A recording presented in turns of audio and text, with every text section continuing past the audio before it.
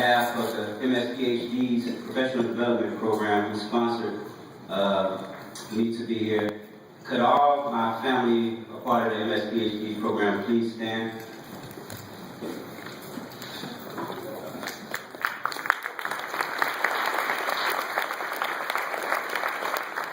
So the program supported 23 students for early career professionals this year, and then they brought back 6 Dream Team members who are former affiliates of the program who come back and play and serve as a mentor role. So some of the professional development opportunities that I was able to become exposed to through the mentor relationship at AGU and MS-PhDs was they hook you up with a mentor. They're able to open up doors and opportunities such as scholarship opportunities, networking opportunities, along with networking to find graduate school mentors as well. There are also opportunities for undergraduates throughout this program, graduate students, and early career professionals, as I said. Currently, I'm a wildlife biologist working in Northwest Illinois for the U.S. Fish and Wildlife Service on the Upper Mississippi River National Wildlife and Fish Refuge. I was born and raised in Chicago, Illinois, in the inner city of Chicago, and if any of you turn on the news any given day, you'll learn about the negative statistics that plague my community. So I was determined to not become a product of my environment. When I was 5 years old, my mom married my youngest sister's father, and we relocated to Birmingham, Alabama. And I grew up poor, low-income housing, food stamp program. We pretty much lived check to check. I remember eating syrup breads for dinner, and I had no hope I was just happy to be alive each day. I remember there was times where my mom would wake us up in the middle of the night and tell us to get out of the bed and get on the floor because they would drive by shootings and so forth and so on. So I'm just happy to be alive and be able to tell my story today. Growing up poor, my parents couldn't afford to put me in after-school programs or community camps or Boy Scouts. So I spent my time wandering through the woods in some of the stream areas in Birmingham, Alabama, where I lived there for 3 years, and I remember making handmade fishing poles because we couldn't afford them. I'd take a stick and a string and a paper clip and put a piece of salami on it. I'd sneak meat from the lunchroom in my pocket and bring home and put on a paper clip, and I'd catch crayfish. And what I do is sell those crayfish to people who were going fishing, and that's how I get my money for lunch the following day, as well as I water the neighbor's grass and go out at night with a flashlight and collect earthworms, and then I sell them to some of the local bait shops, and that's how I was able to get a little money to pay for lunch the next day. So I was exposed and interested in nature at an early age, and I was interested in science. So in the 3rd grade, my mom got a divorce, and we relocated back to Chicago, Illinois. So from 8 years up until 18 years old, I grew up in Chicago. And when I was in 3rd grade, I started to have behavioral issues, and then I had a crush on my guidance counselor. So I purposely get in trouble so that I can spend time in her office. So I look forward to going to school just so I can get in trouble. My mom, then she worked at the school. My grandmother worked at the school.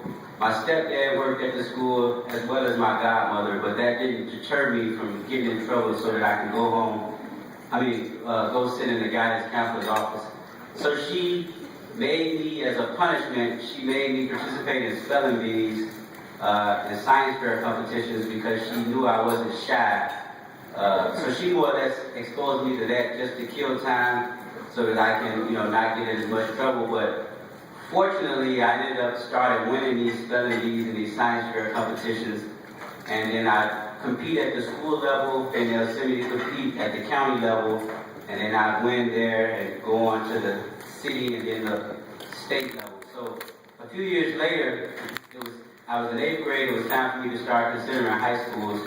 And I took my guidance counselor's advice to pursue education at the Chicago High School for Agricultural Sciences. And they had an animal science career pathway program in which I was able to get hands-on experience working with the school's livestock program and their aquaculture facility.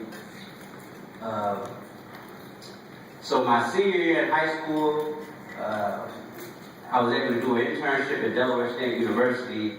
Again, I think my counselors just wanted me to go as far away from Chicago as possible because a lot of my friends were getting murdered and incarcerated. And out of a cohort of about 20 of us, there's only about 3 of us that are alive or not even incarcerated today. So I'm happy to be free and I'm happy to be in the land of the living. So my senior year in high school, I went and did an internship at Delaware State. I came back, I took the ACT score, and I was speaking to a few students at the Bright Stars poster session, and they were telling me what they got on their ACT scores.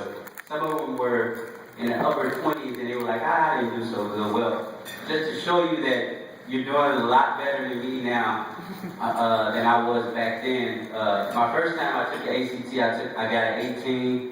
The second time I took it, anybody guess what I did? If you think my scores improved, raise your hand. Thank you. Some people had confidence in me. So the first time I earned an 18, and I was told that, well, you can get that just for putting your name right on the Scantron. The second time I got a 17, and then the third time I received a 16. So I said, okay, well, either I'm not spelling my name right, or what's going on. So I was convinced that, college wasn't for me. And I thought that the only way I could get to college was on an athletic scholarship to play baseball. So, interestingly enough, when I did the internship at Delaware State University, one of the deans had found out that I was having some issues. I didn't have any money. I waited too late to compete for scholarships. I was embarrassed about my ACT scores. I might have had a 3.0 GPA, bare minimum, just to be competitive. So he said, I don't want to lose you to the streets of Chicago because all my brothers and my uncles and, they were all gang and drug infested, and, I grew up in that environment. So he offered me a $3,000 partial scholarship, and he told me, if you come, I can hire you to work in my lab for 20 hours per week at a rate of like $6.50. Minimum wage, I think in Chicago around that time was about $5 an hour. So I took it. I took a chance. I had $100 in my pocket. I had one suitcase with all my life's belongings, and I hopped